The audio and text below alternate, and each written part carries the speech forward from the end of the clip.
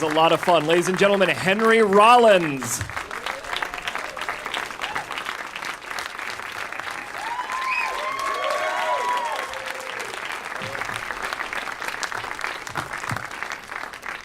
Welcome, sir, and congratulations on the film. It's a lot of fun. Oh, thank you very much. We're going to talk about it specifically in a moment and take some questions from the audience. I want to ask you about something, though. I want to ask you about professional curiosity, because I just listed all the things that you do, and I think that out of anyone I can think of, you are somebody who I think is able to focus in on all sorts of areas that you're curious about, zero in on them, and kind of make the leap from one thing to the next. How big is curiosity for you in all of your endeavors? It's the main fuel behind everything I do. Curiosity and anger. Yeah. Well, any place I haven't been, I'm mad at. I want to go. Right, and yeah. so you get your passport, the visa's stamped in, and you hit it. 3 weeks ago, I just came back from the Antarctic Peninsula, and it's curiosity that got me there. And I'm not mad at the ice or the penguins. I'm just angry to know more. Right. And so I just get up and go because I have nothing to lose. Yeah. In that, what else are you going to do? Sit around? I can't stand that idea. Yeah. And so I go. Yeah. What about, you've also talked about the idea of being a minimum wage person, a person of who was raised in a minimum wage environment. I'm the same way, and I think that kind of thing fuels curiosity as well. I think there's sort of a sense of, you know what, I wasn't taught it, officially. I wasn't taught it in schools. There's things that I want to know, and I'm going to try and find out this stuff. Does that fuel you as well? Absolutely. Also, I'm no one from nowhere. Yeah. And in high school, the teachers told me, "You're never going anywhere." I'm like, well, okay. And I got lucky with rock and roll, and I got to see the world, and I went from there. So I know where I come from, and I know what I can go back to, which makes me fairly fearless to go forward. Because if I land on the ground and break my arm, I just get up and, and just keep going. So knowing where I come from, I have zero fear going forward. I'm not a tough guy. Yeah. I just don't want to go back to where I was. Yeah. What about leapfrogging from one thing to the next? Does one project or one endeavor lead to the next, where you do a film and say, you know what, there's something I did some research on here. I don't know enough about that. Let me do something with that. Or you maybe have a host on one of your shows and you are intrigued by something there. You follow up on that. You say, you know what, maybe there's something I want to write about that, something I want to do. Do things kind of connect the dots like that for you? In a way, but I'm a creature of opportunity. I'm an adventurist and an opportunist. And so say I do a film and someone sees the film, hey, we're doing a film, we want a part in this one, we saw you in that one. I'm like, well, if I have the time, yes. Yeah. And I didn't plan on it, it just happened. Like next year, there's a film I wrote a screenplay for, the film is finished, so I'll be out with that film next year, also speaking all over the world, about 25 countries. What happens in between all those points, if I have time, I'll go to a country I've never been to before. What happens in 2017, I have no idea at all what I'm doing in 2017, which to me is like cool, like let's fill it in, it's blank canvas. And so I don't do that much planning, and I don't say this year I'm doing movies, because I can't walk into a place and go, you're going to put me in a movie. That's just not, like He Never Died. I read the script, it was sent to me, I read it, I loved it. The next day, conveniently, the director and the producer were in town, I was in New York, and I met them and I said, I love this film. They said, we wrote it with you in mind, you want to join in? I'm like, I'm in. And that's how I got the part. But usually, I audition. I stand in long lines. I get humiliated. I get told, thanks, get out. And so I'm used to that. Until I book my own tour, then it's me. I'm in control. But quite often, I'm just, hey, we're doing this TV show. You want to try and be in it? Yeah. Why not? Because, again, I got nothing else to lose. So I got to tell you, if you walked into a studio or into an office and you said, I want to be in this film, I think I would say yes. Just only because I'd be looking at you, pointing at me, and I said, I don't want to get him angry. So yeah. What about, do you get the same kick from everything that you did? Does it ebb and flow for you sometimes? Do you say, you know what, last year I was really into doing some music, I want to take a break from that, I want to do some acting here? Yeah, absolutely. Like next year I'm going to go out and do talking shows all over. In 2017, I'll need to travel to get more material if I ever want to go on stage again, because I can't be repeating material. So 2017 will be travel and whatever else comes up. Hey, you want to be in a TV series? Yeah. What is it?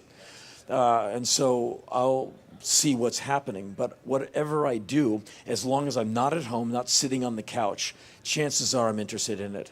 And that's why I leave myself open. And over the years, I've done a ton of TV, a lot of film, a lot of documentary work, voiceover, 2 radio shows. I write for 2 different publications, own a publishing company. So I'm got a lot of plates spinning because I just say yes to things. And just remain, in general, curious.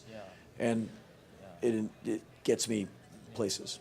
Before we take a look at a clip, I just want to. You just mentioned about being open and being. There's an interview you did with William Shatner a couple of years ago, and I really remember it well, where he was talking about sort of being vulnerable and open. You're talking about going to his house, playing and watching football with him and a bunch of guys. Yeah. And he was sort of saying like, what made you invite me? And he was saying, it's about being vulnerable and open, even in friendships, all sorts of things like that. And I think that's really a crucial thing, isn't it? Especially as an artistic person, to be open to not only friendships but also whatever the next year might bring, whatever the next endeavor might bring. I think that obviously, along with anger, that sort of vulnerability in a weird way goes with it, doesn't it? Oh, absolutely. You have to factor in failure. Yeah. And whenever that's why I stopped doing music years ago, because I had no more lyrics. And I was in a position of either repeating the past, and everyone goes, yay, and you just kind of pet the dog, or do something where they go, that you're not very good at that. You're going to have to come back earlier next time and try harder. That is exciting to me. So if you give me any pool, I'll find the coldest, deepest part to jump into, and we'll see what happens. And so I am always looking for new experiences where I get caught out there, where I'm a freshman, where I'm in the copy room trying to get up at the base of the mountain. Once I get up to the top of anything, like when I finish a movie, I don't want to see it. I just want to make another one. Any of my own records, I'll play them once after I get them back to make sure they're mastered correctly. Then I'm done with it. I only want to make a new one. I don't want to sail in the boat. I only want to build it, and you can have it. Right. Then I want to go back and build another one or something else. So I like the doing of it. When I get to the finish line of completion, that part is kind of depressing. Like, okay, it's done. We wrapped. Man, got anything else to do? And that's the only thing that makes me smile is, in 2 weeks, you're going here. Yes. And what's the next thing? Yeah, and so I use my home as a resting pad where I can repack, reconfigure my gear, and leave. Like, I get back to LA tomorrow. I'm gone in about a week and a half. I'll be in Berlin by New Year's Day. Yeah, it's always constant motion. It's always what's the next thing. Which is kind of being like a maniac, but I'm a maniac, not harmful. Just like I said, I'm an adventurist. So what I do is I invent headlines. I look at the map. I got 5 weeks off. I'll go there, moving in one direction. I call my travel agent. I go, book that. She's like, oh, this is awesome. And she books it, and I leave with a backpack and a camera, and I'll see you in 3 months or whatever. Fantastic. Speaking about harmful maniacs, let's take a look at a clip from He Never Died. Let's bring up the director of the film, ladies and gentlemen, Jason Krawczyk.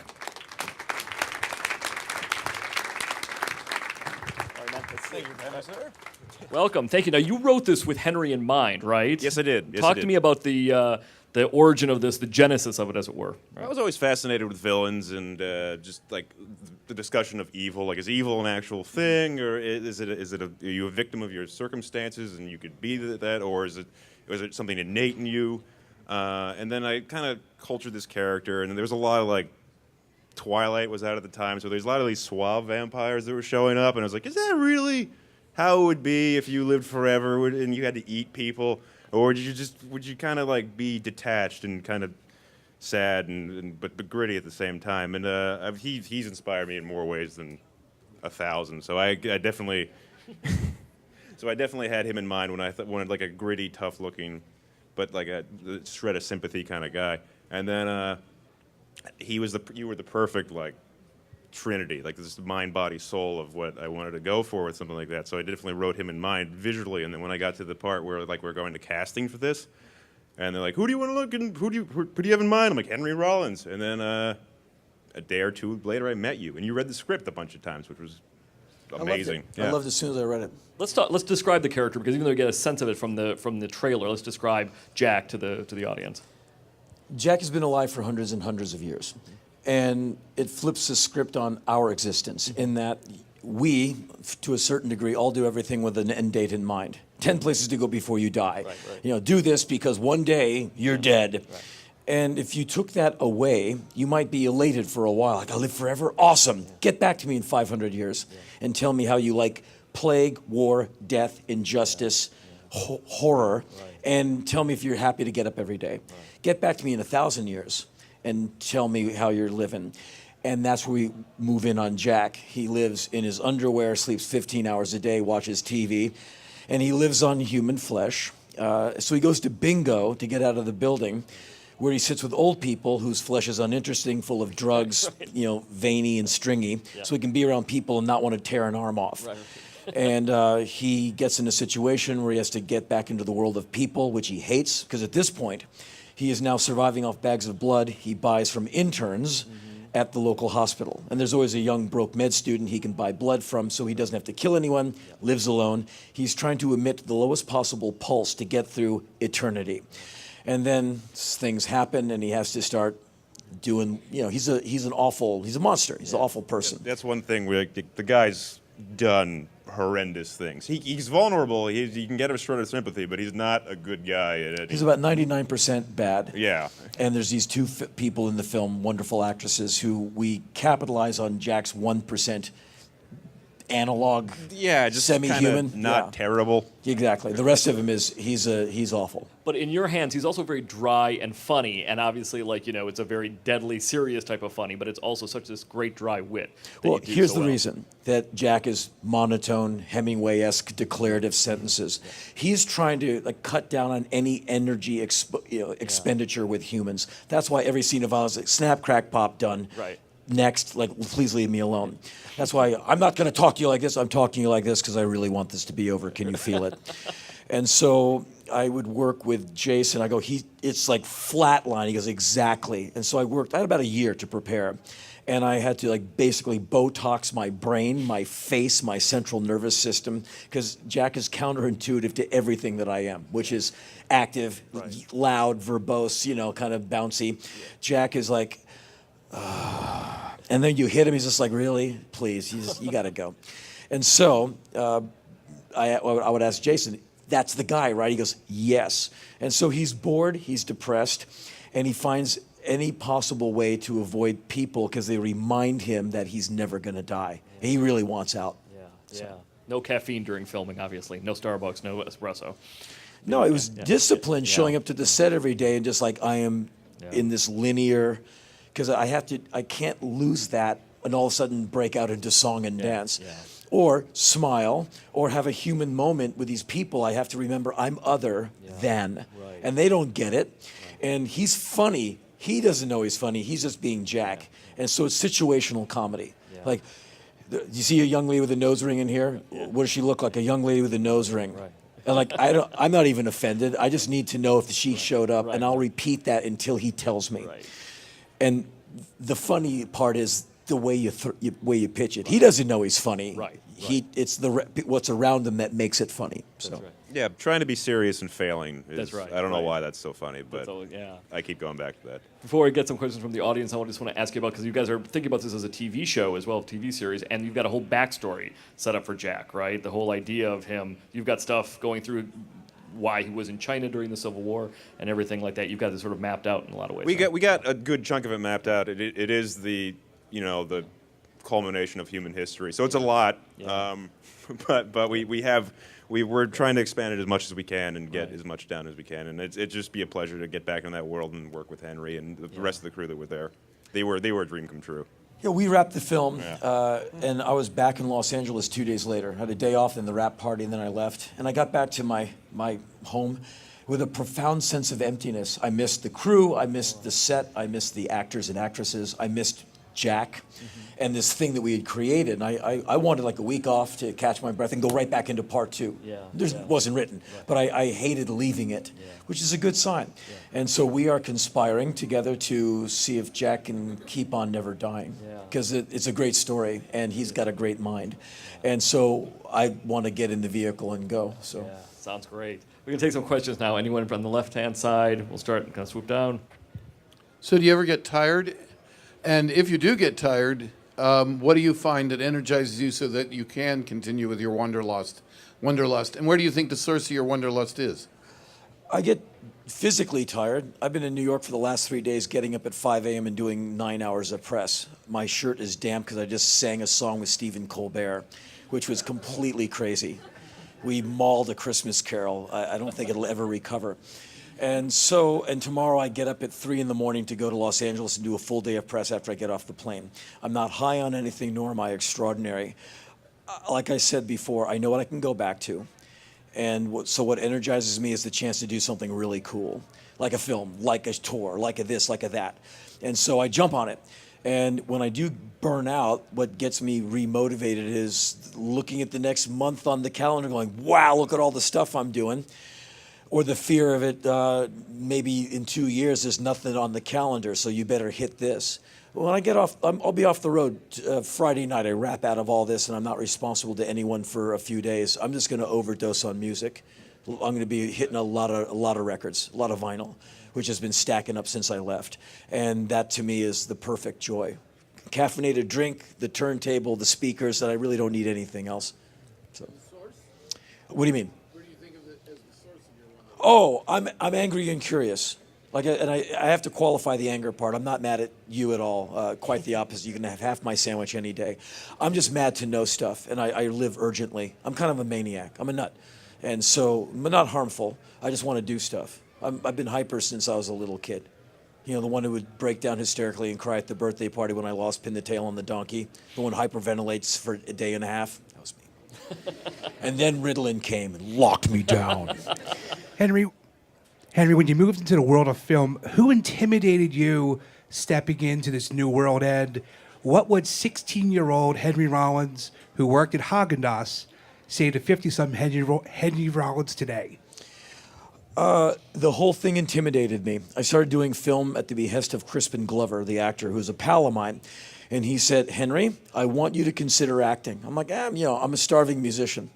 And he said, please stay open-minded. You might like it more than you think. Within a year, I was in a UCLA student film called No, Not One. It never came out, but it was a lot of acting, very dramatic, very heavy. It was like jump school. And a few years after that, I'm chasing Charlie Sheen down the highways of Texas in The Chase and on and on. What intimidated me? All of it. Because I never took an acting lesson. I'm out of my league. I'm around people who do this seriously. So in order not to feel fake, I had to really invest and figure out, what is this? I knew I liked it. I just didn't understand what it was.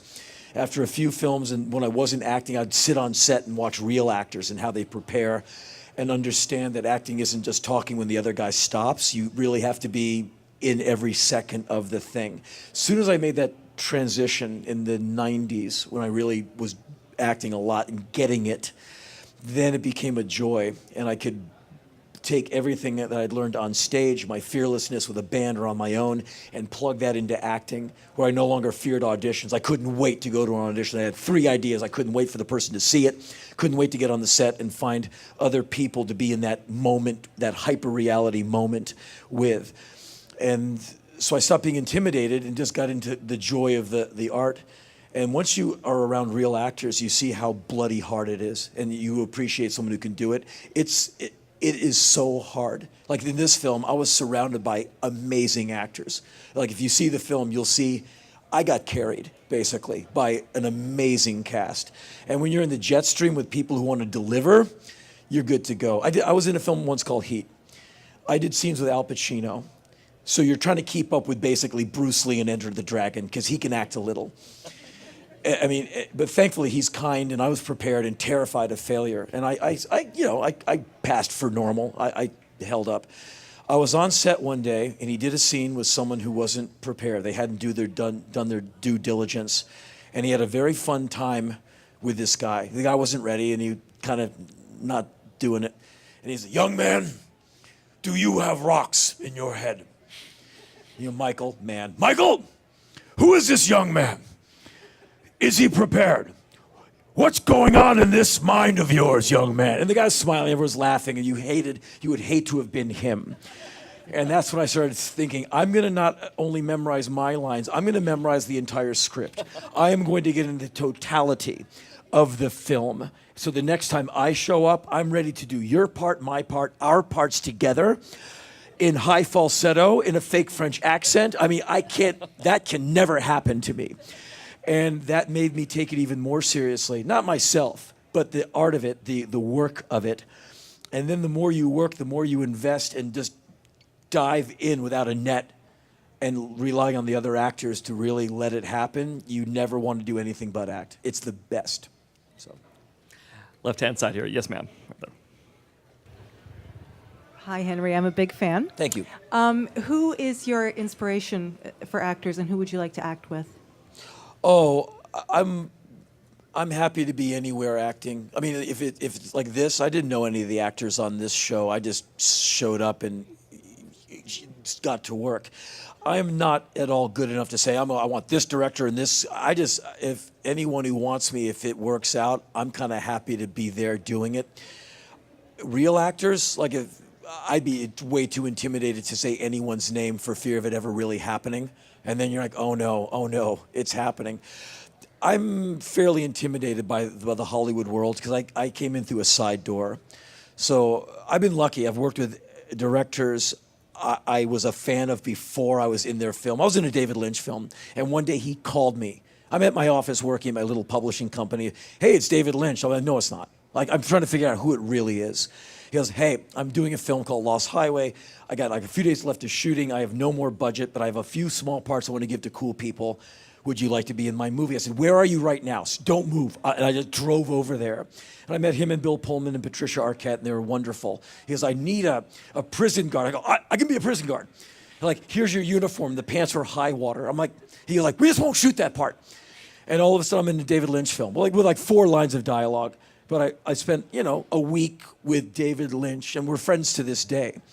I would have liked to have said, I want to be in a David Lynch film. I wouldn't say that now for fear of it happening and me just bombing and wasting everyone's time.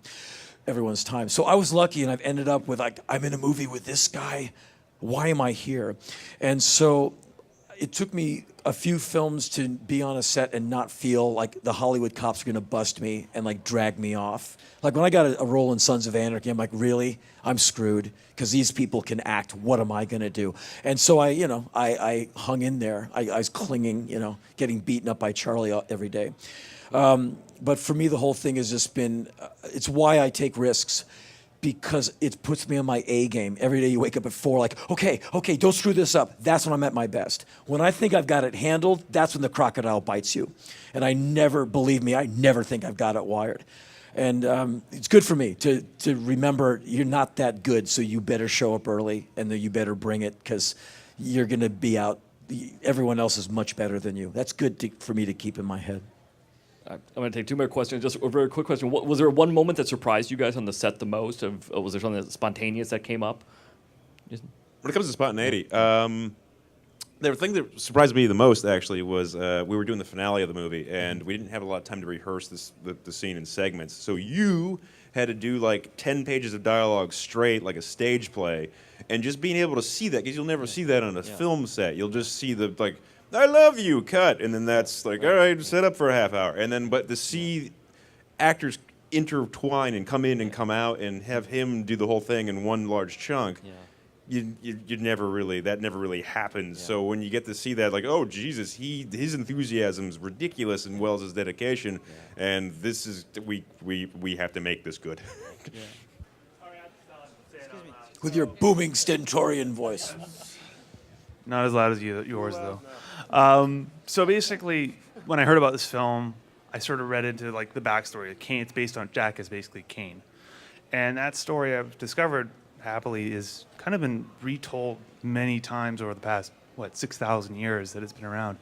And my question is basically, did you guys do a lot of research?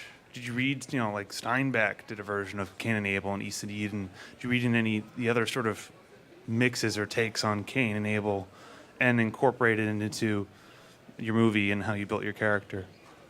When it comes to just the strict Cain stuff, not so much. But I did do a lot of just, Paradise Lost. That was something I really wanted to dive into, and just the dichotomy of evil, good and evil, and just making sure that was. I wanted to keep it. I wanted to have the mythos of religion in it, but not be a religious movie, if that makes any sense. It just so happens the guy's Cain. It just so happens this, but Kim psychologically is a stone's throw away from somewhat what could be reality. And I just wanted it. So when it comes to research, I kind of try to stick that to more Ron Johnson, help me out here. John Ronson, just keeping the psychology and trying to keep that fairly concrete or fairly close to reality. Henry, how about you? Did you do any For social reading? me, it's my disappointment with humans. Well, in our wonderful country, in 1865, we had the 13th Amendment, and it didn't really free anyone. And in 1868, we had the 14th Amendment, equal protection under the law. And from that, we get Jim Crow. This country has failed one time after another to have equality. Women are some weird minority who, when they want equal pay for equal work, they're like, what are you crazy? Gay people are ghettoized, and we don't seem to be able to get over these hurdles. And that's when I want to write off all Homo sapiens and go, you know what, I'm done with you, and I'll just take my Zeppelin 4 record and go to my room. And so sometimes I have heartbreak over humans, what they do to each other. They go blow themselves up at a venue and kill a bunch of wonderful, beautiful young people. What if you had 1,500 years of that in your thinking? What if you could reference every war man ever did? What would your disappointment and hatred of humanity be when you had to endure wars, pestilence, and so much injustice that we exact upon each other all the time? And I'm only 55, so I've had quite a snoutful of it, thank you very much. What if I had thousands of years of it? What would I be like? That's what I put into Jack. I didn't do any research. I just tried to think, what would he be like right now after all of that battering? Maybe he loved once. Maybe he used to be a more upbeat guy. Maybe he enjoyed being a soldier who couldn't die. He got jaded, and he's the most jaded, depressed biped on the planet. So it's any bad day you've had plus centuries to dwell. And that's what I brought to it. So he's a crushingly depressed bummer monster. And which reminds me, on Sunday mornings, I hate him. I'm kidding. But so I did no research whatsoever. I just went into myself and like, what would I be like after the bubonic plague, World War I, et cetera, et cetera. A bummer monster, but one that you're going to enjoy seeing. No kidding. It is really a lot of fun. Ladies and gentlemen, Henry Rollins, Jason Krawczyk. Movie is He Never Died. Thank you. Thanks very much. But usually, I audition. I stand in long lines. I get humiliated. I get told, thanks, get out. And so I'm used to that. Until I book my own tour, then it's me. I'm in control. But quite often, I'm just, hey, we're doing this TV show. You want to try and be in it? Yeah. Why not? Because again, I got nothing else to lose. So I got to tell you, if you walked into a studio or into an office and you said, I want to be in this film, I think I would say yes. Just only because I'd be looking at you, pointing at me, and I said, I don't want to get him angry. So yeah. What about, do you get the same kick from everything that you did? Does it ebb and flow for you sometimes? Do you say, you know what, last year I was really into doing some music, I want to take a break from that, I want to do some acting here? Yeah, absolutely. Like next year I'm going to go out and do talking shows all over. In 2017, I'll need to travel to get more material if I ever want to go on stage again, because I can't be repeating material. So it's a lot of fun. Ladies and gentlemen, Henry Rollins.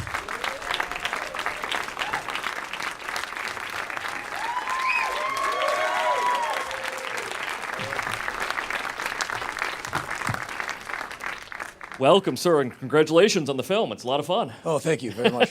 We're going to talk about it specifically in a moment and take some questions from the audience.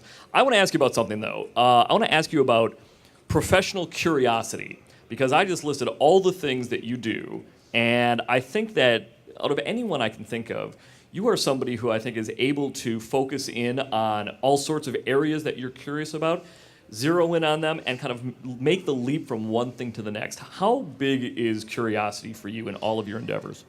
It's the main fuel behind everything I do. Curiosity and anger. Yeah. Well, any place I haven't been, I'm mad at. I want to go. Right, and so you get your passport, the visa's stamped in, and you hit it. 3 weeks ago, I just came back from the Antarctic Peninsula, and it's curiosity that got me there. And I'm not mad at the ice or the penguins. I'm just angry to know more. Right. And so I just get up and go, because I have nothing to lose. Yeah. In that, what else are you going to do? Sit around? I can't stand that idea. Yeah. And so I go. Yeah. What about, you've also talked about, the idea of being a minimum wage person, a person of who was raised in a minimum wage environment. I'm the same way, and I think that kind of thing fuels curiosity as well. I think there's sort of a sense of, you know what, I wasn't taught it, officially. I wasn't taught it in schools. There's things I want to know, and I'm going to try and find out this stuff. Does that fuel you as well? Absolutely. Also, I'm no one from nowhere. And in high school, the teachers told me, you're never going anywhere. Film, and someone sees the film, hey, we're doing a film, we want a part in this one, we saw you in that one. I'm like, well, if I have the time, yes. And I didn't plan on it, it just happened. Like next year, there's a film I wrote a screenplay for. The film is finished, so I'll be out with that film next year, also speaking all over the world, about 25 countries. What happens in between all those points, if I have time, I'll go to a country I've never been to before. What happens in 2017, I have no idea at all what I'm doing in 2017, which to me is like cool, like let's fill it in, it's blank canvas. And so I don't do that much planning. And I don't say, this year I'm doing movies, because I can't walk into a place and go, you're going to put me in a movie. That's just not, He Never Died. I read the script. It was sent to me. I read it. I loved it. The next day, conveniently, the director and the producer were in town. I was in New York. And I met them, and I said, I love this film. They said, we wrote it with you in mind. You want to join in? I'm like, I'm in. And that's how I got the part. I'm like, well, okay. And I got lucky with rock and roll, and I got to see the world, and I went from there. So I know where I come from, and I know what I can go back to, which makes me fairly fearless to go forward. Because if I land on the ground and break my arm, I just get up and, and just keep going. So knowing where I come from, I have zero fear going forward. I'm not a tough guy. Yeah. I just don't want to go back to where I was. Yeah. What about leapfrogging from one thing to the next? Does one project or one endeavor lead to the next, where you do a film and say, you know what, there's something I did some research on here. I don't know enough about that. Let me do something with that. Or you maybe have a host on one of your shows and you are intrigued by something there. You follow up on that. You say, you know what, maybe there's something I want to write about that, something I want to do. Do things kind of connect the dots like that for you? In a way, but I'm a creature of opportunity. I'm an adventurist and an opportunist. And so say I do a film.